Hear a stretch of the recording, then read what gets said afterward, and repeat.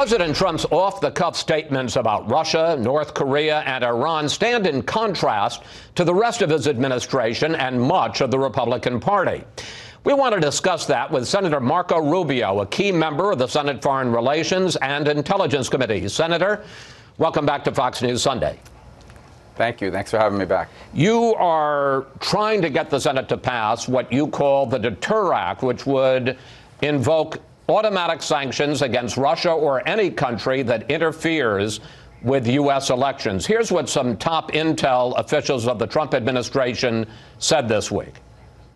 Russia attempted to interfere with the last election and continues to engage in malign influence operations to this day. It is pervasive, it is ongoing with the intent to achieve their intent, and that is drive a wedge and undermine our democratic values. Senator, if you can get Congress to pass your legislation, given what we just heard there, should sanctions be imposed on Russia right now?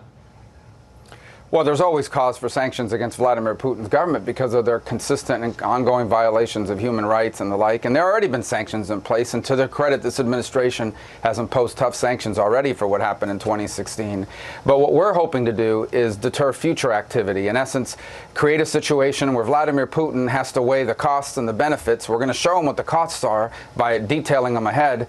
And then when he weighs the costs and the benefits of taking similar action in 2018, hopefully he'll determine the costs are too high compared to the benefit. I can't guarantee that, but I can guarantee that if we don't do something, he will interfere again in multiple ways, because right now the costs are too unpredictable and too low. Well, one interesting aspect of your legislation is that it would, under the bill, it's the Director of National Intelligence, not the President, who would certify that interference had taken place. Given all the President's talk about the Russia hoax, don't you trust him to call out Kremlin meddling?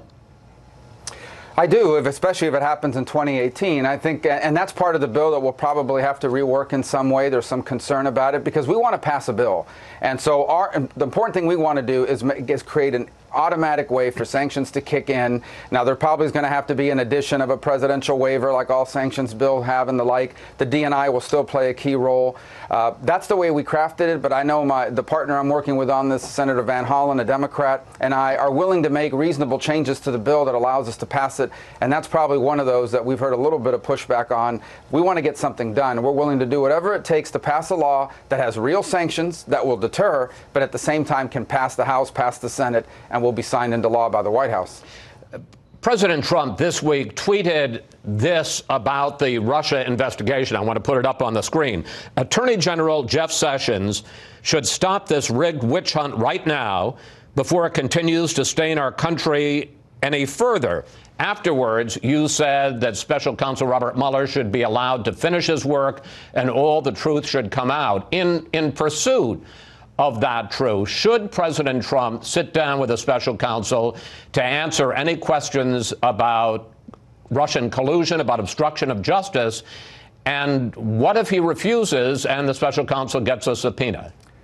Well, the second question is really for the president's lawyers. I'm not in a position to give legal advice to the president about what the right thing to do or not do in those circumstances. But let me talk about the first part of it, and that is the president. Look, this is no mystery, okay? He believes strongly, he says he knows for a fact, obviously, that he did not collude with the Russians, and he thinks this investigation that Mueller's conducting is solely about collusion, and that's how he feels very strongly about that. My position, based on everything I know about this case, is the following. I believe it is in the best interest of the president and of the United States of America and the American people for that investigation to run the course, for all the truth to come out, and I think that's the best thing that could happen for him, and I think that's the best thing that could happen for the country. Obviously, he is annoyed by that investigation continuing to go on because it's about him, and he believes and has said repeatedly and emphatically that he did not collude with the Russians. I'm limited in what I can say because the Senate is still doing our investigation, but I'm comfortable in saying this. If there was evidence, strong evidence of collusion, I guarantee you it would have been leaked by now. But let's wait for the process to play itself out. And I think that's what should happen. Mueller should continue. He should finish his work, and the truth should come out. And I think that's in the best interest of everyone, including the president. But as part of that process, and you say the best interest of the president and the country, should he sit down and answer all questions? Well, it's easy to say that from a political realm, but that's not an interview. It's an interview with a law enforcement official, with a special prosecutor. And there are plenty of people who are innocent whose lawyers would tell them do not sit down and answer questions from a prosecutor because there's all sorts of other problems involved with that. That's a decision for the president to make alongside with his attorneys. It's my understanding from what I've read in the press that he wants to do it. It's his attorneys who have questions about that. But there are plenty of innocent people whose lawyers tell them do not sit down with a prosecutor and answer questions. So I don't want to prejudge this or somehow imply that by not sitting down, he's guilty of something. Let's turn to North Korea. Do you think that the Kim regime is playing President Trump? Do you think they have any intention of giving up their nuclear and missile arsenal? What I'm about to tell you, I hope I'm wrong about, but I do not believe that he is ever going to give up his nuclear arsenal. What I do believe he will do is a series of unilateral concessions that do not undermine his capabilities in the long term. For example, I think he's more than willing to tear apart facilities that are no longer necessary for old missiles because he's got newer ones that work better. I believe he has undisclosed sites that he thinks he can shield from the world. I believe that he believes that even if he gets rid of some of the new enrichment capability, he already has existing weapons and existing enriched capabilities that he can hide from the world.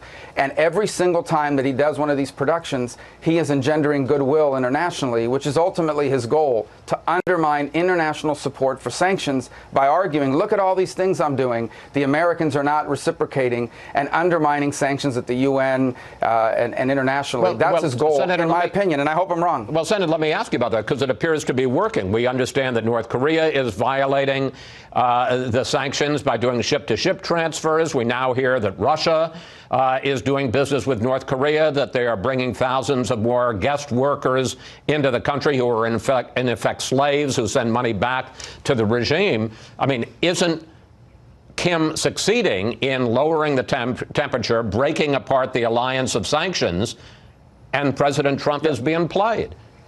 Well, neither one of those two things are new. The laborers to Russia has been going on for the whole time. The ship-to-ship transfer is the only way they've been able to evade. I think what we need to be very careful about is undermining, for example, any split between us and South Korea. They're going to try to exploit it. I think the Chinese are trying to drag this out. The Chinese would love for this to be a step-by-step process that drags out. I think their biggest concern initially was that we would cut a deal with them directly. I don't know if the president's being played. I think he's hoping for the best but prepared for the worst. The sanctions remain in place. We haven't changed a single sanction on North Korea. I think what they need to be more cautious about is we need to continue to engage our partners around the world so that they're fully aware of what's actually happening in North Korea and what isn't happening, what's real and what isn't real. That's what I'd be very cautious about. I don't have any concerns about anything they've done so far. I want to ask you about one of your other big issues, and that is you have introduced legislation to create paid family leave. You would take the money that would go to the parents of newborn children from Social Security payments they would get later on. Democrats say, one, the benefit is too small. Two, it shouldn't come out of retirement payments. And third, they say that most people take family leave for illnesses, either their own or family members. They don't take it for childbirth. And in fact, Ivanka Trump, who's a big supporter of paid family leave, said there's no chance this is going to happen in this Congress. Well, we've got nothing is going to happen in this Congress other than the bills that are already stacked up and ready to go. This Congress ends in 6 months, 5 months, and we have elections in between. This is a big issue. It's a revolutionary idea, and it's going to take time to pass.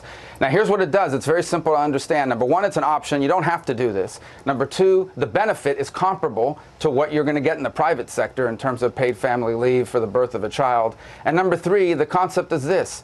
If you choose to take paid family leave at least 6 weeks, up to 12 weeks, you can decide that some of your retirement benefits from your money in Social Security, you can advance it and take it now and instead of later. A portion of it. It's up to you. It's a choice you have. It's an option you have. For the 85% of Americans that today have no options at all other than to skip paychecks, how many people can afford to skip one paycheck, not to mention 4, 5, or 6 after the birth of a child? Senator Rubio, thank you.